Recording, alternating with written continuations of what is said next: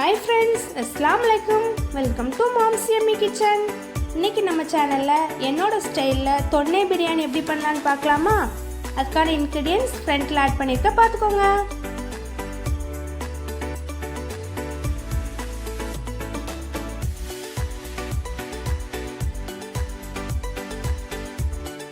ஒரு மிக்ஸி ஜாரில் இஞ்சி பூடு ஆட் பண்ணிக்கோங்க.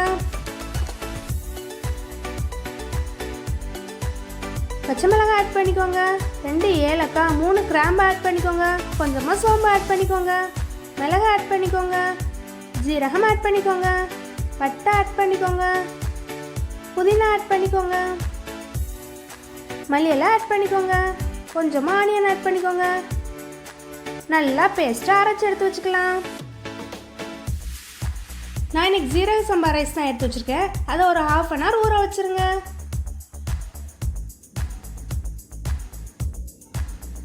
அரிசி நல்லா ஊறட்டும். ஒரு கடாய் நல்லா சூடானதுக்கப்புறமா ஆயில் ஆட் பண்ணிக்கோங்க. கீ ஆட் பண்ணிக்கோங்க. பட்டை, கிராம்பு, ஏலக்காய், மிளகு, சோம்பு இதெல்லாம் ஆட் பண்ணிக்கலாம். கட் பண்ணி வச்ச ஆனியன் ஆட் பண்ணிக்கோங்க.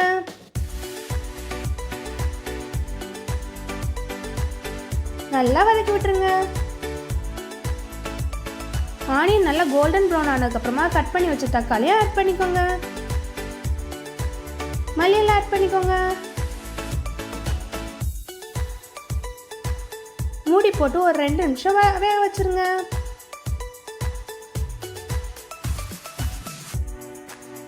அப்புறமா தேவையான அளவு உப்பு ஆட் பண்ணிக்கோங்க. நல்லா வதக்கி விட்டு நம்ம அரைச்சி வச்சிருந்த பேஸ்ட் இதோட ஆட் பண்ணிக்கோங்க. நல்லா வதக்கி விட்டுருங்க. மஞ்சத்தூள் ஆட் பண்ணிக்கோங்க. மிளகாத்தூள் ஆட் பண்ணிக்கோங்க. மல்லித்தூள் ஆட் பண்ணிக்கோங்க.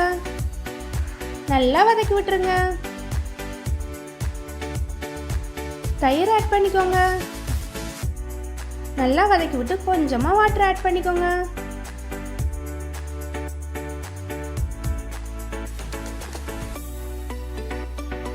நம்ம வாஷ் பண்ணி வச்சிருந்த சிக்கனை இதோட ஆட் பண்ணிக்கோங்க.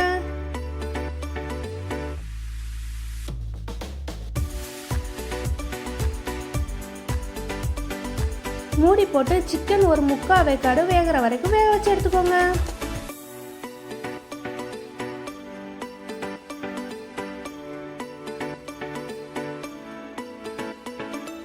அப்புறமா நான் இன்னைக்கு 1 கப் அரிசிக்கு 2 கப் தண்ணிங்கிற அளவுக்கு எடுத்து வச்சிருக்கேன். அதோட நம்ம வாட்டர் ஆட் பண்ணிக்கலாம்.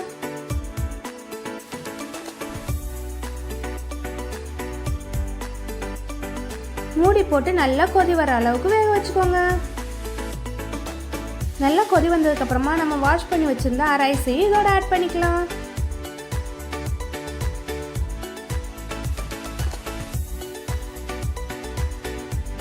நல்லா கலந்து விட்டு மூடி போட்டு ஒரு 5 to 7 minutes அப்படியே சிம் ஃப்ளேம்ல வச்சிருங்க.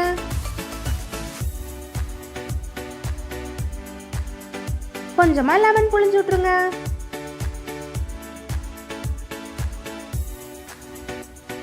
ஃபைனலா நெய் ஆட் பண்ணிக்கோங்க. நல்லா மிக்ஸ் பண்ணி விட்டுருங்க.